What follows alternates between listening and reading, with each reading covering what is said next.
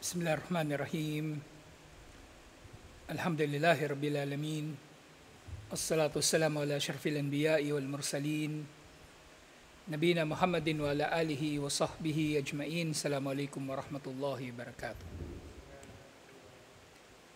So inshallah, sa pagpatuloy natin doon sa Fatawa Ramadaniyah ni Sheikh bin Baz rahimahullah. Sumunod na tanong, hunaka ba'da al-ashkhas inda intihai al-imami min al-witri yaqumuna ba'da al-intihai birak'atin ukhra bahjatan annahu sayaj'alu witrahu fi akhir al-layl.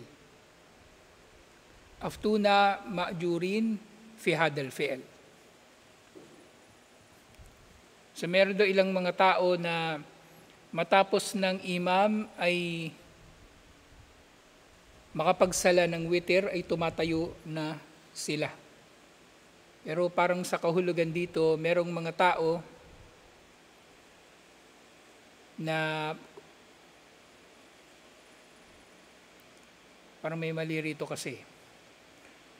Meron daw ilang mga tao na hindi sumasama sa imam magwitir at umaalis sila agad at sinasabi nila na magwiwiter na lang sila, halimbawa sa bahay, sa dulo ng gabi bago ang Fajar. Bigyan nyo kami ng tugon dito, gantimpalaan nawa kay ni Allah. Sabi ni Sheikh rahimahullah, la ba'sa insyaallah. Walang problema rito insyaallah na ang tao ay hindi niya kukumpletuhin ang salatut tarawih kasamang imam sa masjid. Walang problema kasi sunna naman talaga ang tarawih. Wa in taraka wa salla min akhir al-layli ma tayassara wa yakfihi al-witr al-awwal. Wa idha salla ma'al imami fi awwal al-layli wa jaa bi rak'atin khala al-witr akhir al-layla fala haraja insyaallah. Singa kung aalis siya, kumbaga hindi siya sasama sa imam hanggang hindi siya sasabay sa imam o magsasala sa likod ng imam para matapos ang tarawih at gagawin na lamang niya ang witir sa dulo ng gabi. So sapat din ito inshallah. Kumbaga ituring na siya na nakagawa nga ng witir. At kapag siya ay nagsala ng imam, nagsala siya kasama ng imam at umalis, kumbaga nagsala siya kasama ng imam at kumbaga nagsala na nga siya ng mag-isa ng witir sa kanyang bahay bilang halimbawa. Wala rin problema rito inshallah. Wa in sallama an-nasi wa sallama ma'an nas fa innahu yakfihi al-witr. Pero nga kung siya ay nagsala kasama ng mga tao, kasamang imam ng buong tarawih, sapat na ito bilang witir sa kanya. Hindi na niya kailangang umulit ng witir sa bahay. Wa idha qama akhir al-layli yusalli ma tayassara yusalli rak'ataini arba'a raka'at, 6 raka'at, 8 raka'at yusallim min kulli thintain wala yahtaju witir. Kafahul witr al-awwal. Pero kung halimbawa, yun nga, nagsala siya ng witir o nagsala siya ng tarawih kasamang imam hanggang sa dulo nito at gusto pa niya magsala sa gabi, ang gagawin niya ay magsasala na lang siya ng tigda-2 rakaah. Halimbawa, 8 rakaah na tigda-2, pero hindi na siya gagawa pa ng witir inshallah dahil sapat na ang unang witir na nagawa niya kasama ang jamaah inshallah. Sumunod na tanong, hal yaktafi biniyatin wahidatin min bidayati syahri bi an yanwi siyam Ramadan kullahu am alayhi yanwi fi kulli yawmin? Sapat na ba ang isang intensyon sa pagsisimula ng Ramadan para sa isang buwan ng Ramadan ng kompleto na ito, isang beses lang siya mag-iintensyon? O kailangan niya mag-intensyon gabi-gabi? O sa bawat araw mag-iintensyon siya ng pag-aayuno? Sinabi ni Sheikh rahimahullah, Al-masyhuru endal ulama'i kullu yawmin lahu niyatun. Ang pinakakilalang opinyon ng ulama dito, para sa bawat araw ay may kanya-kanyang intensyon dito. So mag-iintensyon ng tao, insyaallah, sa bawat araw. Kullu yawmin lahu niyatun. Sa bawat araw ay mag-iintensyon siya kung siya ba ay mag-aayon. Ibig sabihin, bago pa dumating ang fajar, ay mag-iintensyon na siya. Bawa, sa ano pa lang, sa suhur, napag-intensyon na siya doon na kailangan niyang mag-fasting. Walang kailangan na i-memorize o i-recite ng mga katagang Arabic para makapagsabi ang tao ng kanyang niya, dahil hindi naman sinasabi ang niya ay nasa puso, inshallah.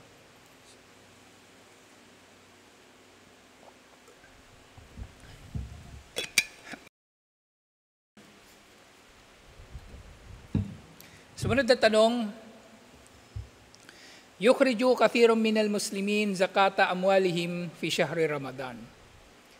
Ang marami sa mga Muslim ay nagbabayad ng kanilang zakatul mal, ito ning zakah, mula sa kanilang mga yaman sa buwan ng Ramadan. Kad yakuno minal maslahati fi ahayinin kathiratin ikhrajuha mawadu ayniyah. So maaring sa mga pagbabayad nila ito ng zakah sa Ramadan ay mayroong mga kabutihan. Halimbawa, sa pamagitan ng zakah na ito ay minsan binabayaran din nila ito daw ng physical na mga bagay, hindi pera. Wadhalika bishira'i mawadi gidaiya wa tawzi'iha alal mustahikin. So ibig sabihin, may mga tao daw na nagbabayad ng zakah, ang zakah na binibigay nila sa tao hindi pera, gamit o kaya pagkain. So baligtad ng zakatul fitr. Wadhalika bishira'i mawadi gidaiya wa tawzi'uha alal mustahikin, na bumibili daw sila ng pagkain at iba't iba pang mga gamit at binibigay nila sa mga nangangailangan. Wa qad yatakaffal ba'd al-ashkhas kafalatun usrin adida. At minsan, ang ilang mga tao ay meron silang binibigyan na ilang mga pamilya. Fama hukmu takhir az-zakah wa taksituha ala mustahikiha lil hajati dhalik.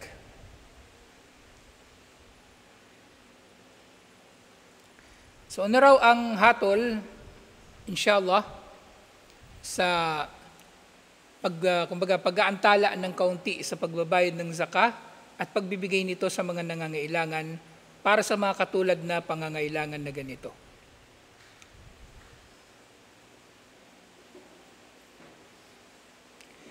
Sabi ni Sheikh rahimahullah, as-sawabu annahu la ba'sa an yukhrija mawad min at-ta'ami liz-zakah. So, ang pinakatamang opinion daw dito, wala namang problema kung halimbawa ang ibibigay na zakah ay pagkain. Kathirun min ahlil ilm yaqulun yukhrijaha nuqudan o nuqudun. Pero nga, karamihan sa mga scholar ay nagsasabi ng zakatul mal ay pera din. Pera ang ibibigay dapat. Lakin as-sawab annahu la ba'sa idara al-maslaha kaan yakunu aytamun aw nisaun ma yuhsinu at-tasarruf yu'tihinna ta'aman wa malabis as-sawabu la haraj. So nga, halimbawa niya sa kalagayan ng mga ulila at iba pang mga kababahihan na mas mainam na ang ibibigay sa kanila yung mga gamit o pagkain. Dahil maaring wala silang kakayanan na gastusin yung pera. Ibig sabihin, hindi nila mamamanage din yung pera na ibibigay sa kanila. Kasi bata pa yun eh. Halimbawa, di ba yung bata, ibibigay sa kanya yung zakah, yung yatim, ibibigay sa kanya yung zakah na pera. Tapos ang tatanggap lang din naman ito yung kamag-anak na kunwari nag-aalaga sa kanya. Pero maaring kakamkamin na yun ng kamag-anak. Ding zakah mo, ibili mo na lang ng gamit niya. Gamit sa eskwelahan, uniform sa eskwelahan, at iba pang pangangailangan niya. Dahil hindi siya marunong gumastos ng pera. Wala siyang kakayanan gumastos ng pera. So walang problema sa bagay na ito. Lakin yajtahidu fil qimati la yankusul qima. Pero marapat na magsikap ang sinumang magbabayad ng zakat sa ganitong paraan na hindi mababawasan ng halaga. Okay? Walang pandaraya dapat na mangyayari. Kasi halimbawa niyan, ang babayaran niyang zakat 10,000 piso, 10,000 pesos. Ngayon, namili siya ng mga gamit. Pero nung nag-compute siya ng zakat, halimbawa nabili niya 9,950. So meron pang sukli na 50 pesos, ibibigay niya rin yun dapat. Natitira. Walang labis, walang kulang, inshallah. Bilqimati aw azidu, bilqimati aw azyad, hatta la yankusul qima yajtahidu fi. So marapat na ibigay niya ito eksakto. Kung sosobra, walang problema. So, halimbawa, 9,950 na yung gamit na nabili niya, bumili pa siya ng halaga na 100, so naging 10,050, mas okay yun, kaysa naman magkulang, inshallah. At ta'amu bil kadri zakah. So, ganun din yung pagkain. Kung yung halaga ng zakah mo, yun din ang halaga ng pagkain na ibibili mo. Aw malabis bi kadri zakah. Ganyan din yung damit na bibilihin mo sa halaga din na nung zakah mo. Idha kana mathalan yaksha an la yuhsinu at tasarruf kaitamin o sufahain o nisain kad la yuhsinu at tasarruf fala baas. So nga walang problema kung ang zakat ibibigay sa pamagitan ng mga gamit o ng pagkain. Kung halimbawa na kinatatakutan ng magbabayad ng zakat na yung gusto niyang bigyan sana ng zakat, walang kakayanan na gumastos ng pera. Katulad ng mga bata na ulila o yung mga may sakit sa pag-iisip o mga kababaihan na hindi marunong gumastos ng pera, walang problema na ganito. Illa fal aslu taslimun nuqud. Dahil kung hindi, walang kinatatakutan na anuman, pera talaga ang dapat niyang ibigay. Pera talaga ang dapat niyang ibigay, inshallah. Walang dahilan. Kung walang dahilan na gamit ang kanyang ibibigay na zakah, pera ang dapat niyang ibibigay na zakah, inshallah. Kasi ang pera nga naman, maaring gagamitin ito ng tao sa pinakakinakailangan niya. Kung kailangan niya bumili ng gamot, bibili siya ng gamot. Kung kailangan niya pagkain, bibilihin niya. Kung may kailangan siyang damit, bibili siya ng damit na kailangan niya. Ganoon. Kaya nga, yung halimbawa, doon sa usapin ng iftar, kasi merong nagbibigay minsan dito, pera yung binibigay nila. So, sinasabi ni Ateng doon sa GC, kung nakita nyo kahapon, ipamigay daw paghati-hatian yung pera, hindi pwede. Dapat pagkain na lang, ibili na lang ng pagkain, inshallah, mas mainam. Kasi maaring matutukso ang tao na magastos niya yung pera sa iba pa na hindi naman iftar. Bawa sa sample natin, si Ismael, sample natin, halimbawa, may sakit yung anak niya. O pinaghati-hatian natin yung 3,000 pesos na tagap ni Ismael, halimbawa, 500. O halimbawa, doon sa panahon na yon, baka maggastos pa ni Ismael yung pambili ng gamot sa halip na pang iftar. At syempre, kung pang iftar yun, pang iftar talaga yun. Kahit pa hindi mo siya dinugas. Pero kumbaga, hindi mo siya talaga ginastos sa original na pagkakagastosan niya, pananagutan yun. Tatanungin yun ni Allah. At mahirap yung tatanungin ni Allah. Mahalaga, malinaw, inshallah. So kung ano yung ibinigay, yun ang pagkakagastosan. Kung anong pinaglalaanan, yun ang pagkakagastosan, inshallah. So sa bagay na ganito, yun nga, pera talaga siya originally. Pero kung mas, makikita natin na meron ding kabutihan sa pagbibigay ng zakatul mal bilang mga gamit at pagkain, walang problema. Pero zakatul fitr, pagkain talaga siya. Pagkain talaga siya. Yung gusto pa ng pera, ibibigyan niyo ng pera, magsadaka kayo sa kanila, inshallah. Yun nga rin, dinagdag ni Sheikh rahimahullah. Yubadiru biha idha halal hole.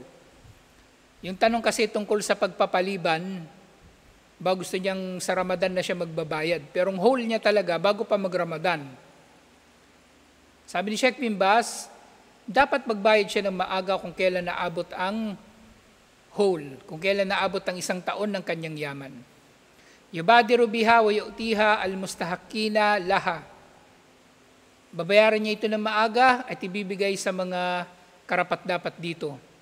Wal wakilu alladhi yaquduhu kadhalika la yu'akhiruha.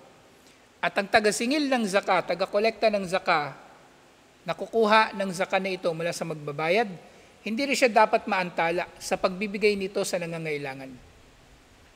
Bawo natanggap niya ito ngayon, kung pwede ngayon, ibigay niya na rin sa dapat bigyan.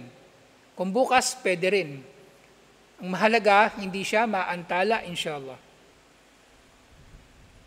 La yuakhirha tasarrufu lil fuqara'i wal masakina fi baladil musakki aw fil baladil lati ayyanaha. So marapat na maibayad ito, maibigay ito doon sa pagbibigyan ng maaga sa mga may hirap at mga dukha sa kanilang bansa o sa iba pang mga lugar na tinukoy nila na pagbibigyan ng zaka. Alhamdulillah. Nga yusrifunaha alal fuqara'i la yuajjiluna. Na dapat ibibigay nila ito agad-agad sa mga may hirap at hindi nila ito iaantala. Kullama ja'ahum minaz zakati yusrifu lil fuqara'i al-hadirin al-mawjudin li'anna al-fuqara' mawjudin yuwazzi'unaha alihim. Kapag nakatanggap yung taga-kolekta ng zaka, kapag nakatanggap siya ng zaka, ibibigay niya ito agad-agad dapat sa mga may hirap, lalong-lalo na yung may hirap na hadirin, yung nandun, nakapila halimbawa. Kasi minsan mayroong mga tinatawag na jam'iyatul khairiyah, parang mga ano ito mga opisina. Private ito, hindi siya sa gobyerno. Private na parang charity organization. So minsan may pumupunta doon, may hirap, nanghihingi ng pera na mula sa zaka. So pwede silang bigyan kung nandun sila. Dahil naroon na sila. At karapat dapat nga silang bigyan. At ipapamahagi ang zaka sa kanila. Insha'Allah. Sumunod na tanong, mal hukmu fi man asabahu marad fi laylatin min Ramadan. Sa nung hatol, sa sino mang nagkasakit sa gabi ng Ramadan. Pero naalala ko pala muli doon sa zaka yung kaninang topic, di ba? Meron kasi mga tao na gusto nilang magbabayad ng zaka sa Ramadan. Ngayon, ang problema kasi, ang zaka condition nito yung whole. So yung whole mo dapat 1 taon lang. Ngayon kung paano yan, ang whole mo dapat Syawal. Tapos gusto mo pang hintayin yung susunod na Ramadan, eh di nahuli ka na ng 11 months. Nahuli ka na ng 11 months, eh bayaran mo na siya ng Syawal. Ngayon, ang zaka kasi, hiwalay pa siya actually sa Ramadan. Inisip kasi ng tao, madodoble yung kanyang gantimpala kapag nagbabayad siya ng zaka sa Ramadan. Pero hindi Hiwalay na arkanul Islam ang pag-aayuno sa Ramadan at hiwalay na arkanul Islam ang zaka. So, ibig sabihin, anong buwan mo man, anong taon, anong araw mo man bayaran ang zakatul mal, pareho lang ang reward nito kung ito man ibayaran mo sa Ramadan man o hindi. Yung sadaka, maaring mas malaki ang reward ng sadaka sa Ramadan. Pero, ang zaka, ibigay mo man ito sa Ramadan o hindi Ramadan, walang pinagkaiba. Kasi, obligado ito na bayaran. At hindi mo ito pwedeng ang iaantala, inshallah. Sige tungkol sa nagkasakit sa gabi ng Ramadan. Fakala, at yung tao na ito na nagkasakit, halimbawa sasabihin niya, in syafani Allahu sumtu. Kung ako ay gagaling, bago pa mag-umaga, bilang halimbawa, ay mag-aayuno siya. Wa in istamarra, fasawfa yuftir. At kung magpapatuloy ang kanyang sakit, ay hindi na siya mag-aayuno kinabukasan. Fasyafahu. Pero yun nga, pinagaling siya ni Allah. Naintindihan niyo ba? Nagkasakit siya nung gabi. Tapos, ang iniisip niya, kapag gumaling siya, magpapasting siya. Pero pag hindi siya gumaling, hindi siya magpapasting. Pero yun nga, gumaling siya. Halimbawa, o sabihin man natin hindi siya gumaling. Ang usapin dito, fahalin niya to sahiha. Tama pa rin ba ang kanyang niya sa ganitong paraan, ganitong kumbaga format na may kondisyon? Kung gagaling ako, magpapasting ako bukas. At kung hindi ako magpapasting. Actually, pwede rin itong mangyari sa babae na kung halimbawa yung kanyang menstruation ay tapos na, magpapasting siya bukas, at kung hindi naman, ay hindi siya magpapasting. So, pwede rin mangyari yun. Ngayon, sagot ni Sheikh Rahimahullah, Ida syafahullahu qabla al-fajri wa nawas siyam, alhamdulillah. Kung siya ay pagagalingin ni Allah bago pa mag-fajr at nakapag-intensyon na siya ng pag-aayuno, ay alhamdulillah. Ibig sabihin, tama ang kanyang niya, inshallah. Amma ida asbaha muftiran thumma syafahullahu fi atna'in nahari yumsik. Pero nga kung halimbawa hindi siya gumaling bago mag-fajr, bagkus ang ginawa niya ay hindi na nga siya nag-ayuno ng araw na yon. Pero gumaling din siya nung araw na yon, mananatili siyang hindi nag-aayuno, inshallah. Mananatili siyang, kumbaga sa intention sa intention, syempre, hindi naman siya nakapagsimulang may intention So hindi siya nag-aayuno sa araw na yon, pero yumsik, ibig sabihin yumsik, hindi rin siya kakain at iinom. At hindi rin siya gagawa ng iba pang bagay na bawal sa nag-aayuno. Intindihan nyo? So, inabutan siya ng araw, hindi pa siya gumaling, pero nung gumaling siya, halimbawa, gumaling siya duhur. Gumaling siya sa lagnat niya, halimbawa, gumaling siya sa lagnat niya duhur. So, duhur hanggang magrib, hindi na rin siya kakain, iinom at gagawa ng iba pang gawain na pinagbabawal. Hindi siya nag-aayuno sa araw na yun kasi hindi naman siya nakapag-intensyon, pero yumsik, hindi siya gagawa ng mga nakasira ng pag-aayuno. Walakin yakdil yawm alladhi asbaha maridan walakin syafahullahu fi atna'in nahari amsaka wa yakdi hadal yawm. At dahil hindi niya napag-ayunuhan yung araw na yon, babayaran niya yung araw na yon. Babayaran niya ang araw na yon, inshallah.